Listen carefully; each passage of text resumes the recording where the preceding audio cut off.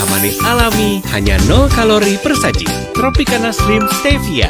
Saudara Kapolri Jenderal Listio Sigit Prabowo menyatakan ada peningkatan jumlah pemudik tahun 2025 sebanyak 0,6%.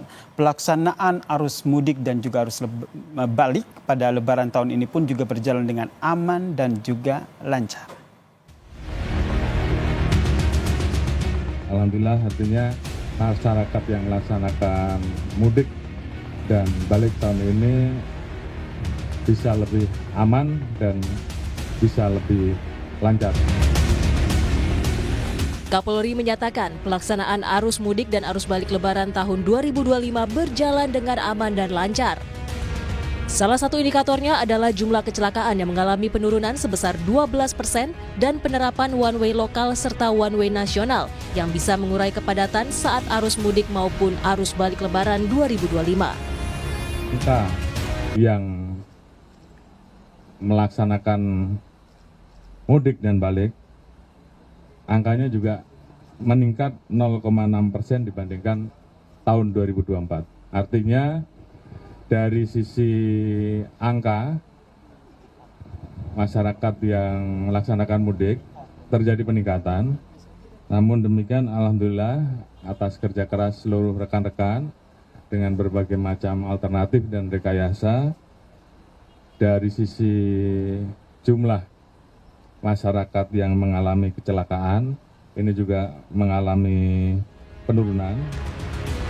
Sementara itu, Kapolri juga menyebut jumlah pemudik tahun ini meningkat 0,6% dibandingkan tahun lalu. Soal detail jumlah pemudik, memang belum ada data resmi yang disampaikan oleh pemerintah. Menteri Perhubungan Dudi Purwagandi menyatakan untuk jumlah masih terus dikompilasi sehingga yang disampaikan akurat dan tidak berbeda. Kalau mengenai data, kalau tadi yang disampaikan Pak Kapolri adalah data yang dari jalan tol. Sedangkan kami adalah yang bersifat nasional dan sampai saat ini kami fokus adalah pada penyelenggaraan arus mudik maupun arus balik. Nanti ada saatnya kami akan mengkompilasi semua data sehingga tidak muncul data seolah berbeda. Ya, jadi tadi yang disampaikan Pak Kapolri adalah benar, itu adalah arus mudik untuk jalan tol maupun jalan arteri. Saya rasa itu cukup.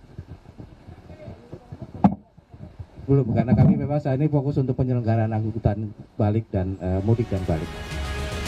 Pengamat transportasi Ellen Tangkudung menyatakan rekayasa lalu lintas yang dilakukan di ruas tol memang terbukti dapat mengurai kepadatan kendaraan. Namun rekayasa ini belum bisa diterapkan di jalur arteri sehingga kepadatan masih terjadi.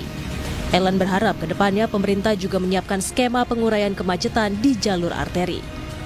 Dan menurut saya rekayasa lalu lintas itu sudah cukup baik sehingga apa yang terjadi adalah kelancaran. Kalau di jalan tol, oke, itu lancar. Tapi memang sekali lagi saya harus sampaikan bahwa di luar jalan tol, di beberapa jalan arteri, bukan saja Trans Jawa ya, tapi juga di Sumatera atau jalan arteri Sukabumi, Nagrek, Pantura, itu masih terjadi kemacetan. Dan itu yang harus juga diberikan effort yang luar biasa kepada di jalan-jalan arteri itu.